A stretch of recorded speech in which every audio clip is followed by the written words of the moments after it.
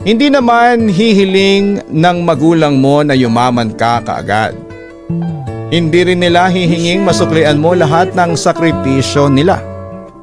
Ang totoo, isa lang talaga yung tahimik na ipinagdarasal nila araw-araw. Yung sana lumaki kang mabuting tao.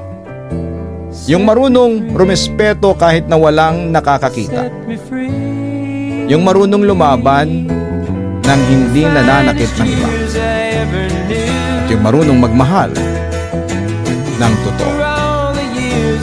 Kasi kayang tanggapin ng magulang mo na mahirap ang buhay. Pero yung makitang napapariwarangan na, yan ang dudurog sa kanila. Hindi nila kailangan ng perpektong anak.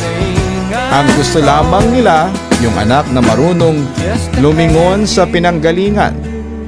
Yung kahit maraming nangyari sa buhay, hindi nakakalimot. Naalala mo ba noong bata ka pa?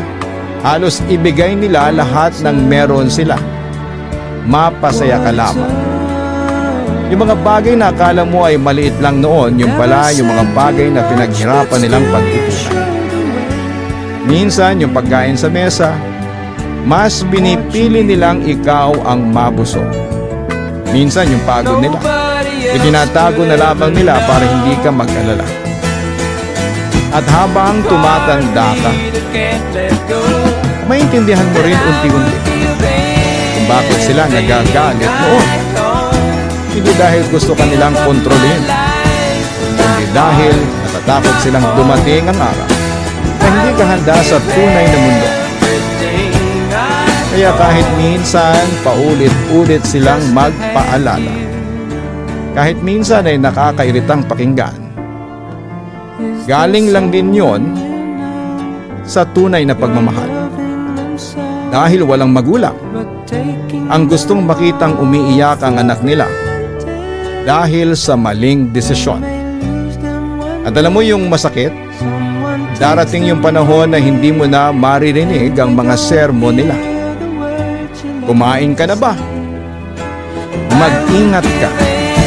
Kaya habang nandyan pa sila, sana'y wag lang tayong maging mabuting anak kapag may kailangan tayo. Sana habang may oras pa ay maramdaman natin sa kanila na lahat ng pagod nila ay may magandang pinuntahan. Dahil para sa magulang, walang mas malaking achievement kundi yung makitang lumaking mabuti, marunong at may pusong tao ang anak nila. At sana kapag dumating yung araw na pagod na silang lumaban sa buhay, masabi nila sa sarili nila, okay na kami kasi mabuti ang naging anak namin.